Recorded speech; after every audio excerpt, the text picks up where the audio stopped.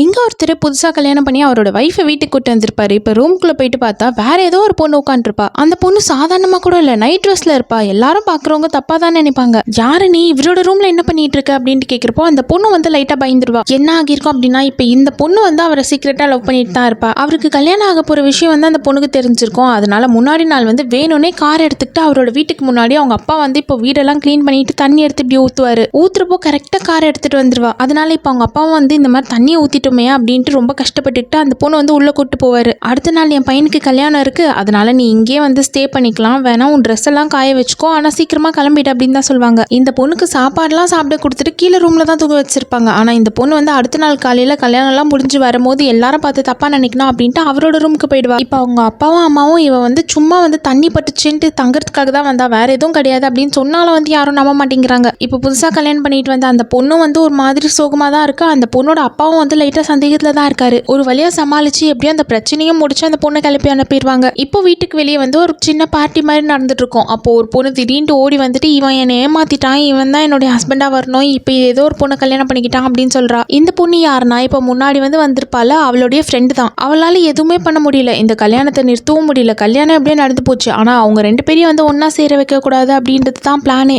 அவளால ஒன்றும் பண்ண முடியல அப்படின்ட்டு இப்போ ஃப்ரெண்டை வந்து அனுப்பி வச்சிருப்பாங்க. எல்லாரும் இருக்கும் போது போயிட்டு அவனை பத்தி தப்பு தப்பா பேசப்போ அப்படின்னு சொல்லிட்டு அனுப்பி வச்சிருப்பா. ஒரு தடவைனா பரவாயில்ல, இப்போ இது ரெண்டாவது தடவை. இவர் கல்யாணம் பண்ணிட்டு வந்த பொண்ணும் வந்து கண்டிப்பா இவன் கெட்டவன் தான் போல இருக்கு அப்படின்ட்டு முடிவே பண்ணிடுவா. அந்த பொண்ணோட அப்பாவும் இதுக்கு மேல என் பொண்ணை இங்க விட்டு போக முடியாது, ஏதோ இன்னைக்காச்சும் தெரிய வந்துச்சு உன்னோட லட்சணம் என்ன அப்படின்ட்டு கூட்டிட்டு போயிடுவாங்க. இப்போ இவரோட அப்பாவுக்கு பயங்கரமா கோவம் வருது. என் பையன் எந்த தப்பும் பண்ணாம இந்த மாதிரி அவன் மேல அநியாயமா பழி போட்டாங்களே, இவங்க ரெண்டு பேரையும் நான் சும்மா விட மாட்டேன் அப்படின்னு டேபிள்லாம் தூக்கி போட்டு உடைப்பாரு. இவரை வேணா அந்த பொண்ணு லவ் பண்ணிருக்கலாம், ஆனா இவர் வந்து அந்த பொண்ணு சுத்தமா லவ் பண்ணலதான். இந்த மாதிரி வந்து அந்த பொண்ணுக்கு இவர் கிடைக்கணும் அப்படின்றதுக்காக அவரோட வாழ்க்கையை ஸ்பாயில் பண்ணிட்டா.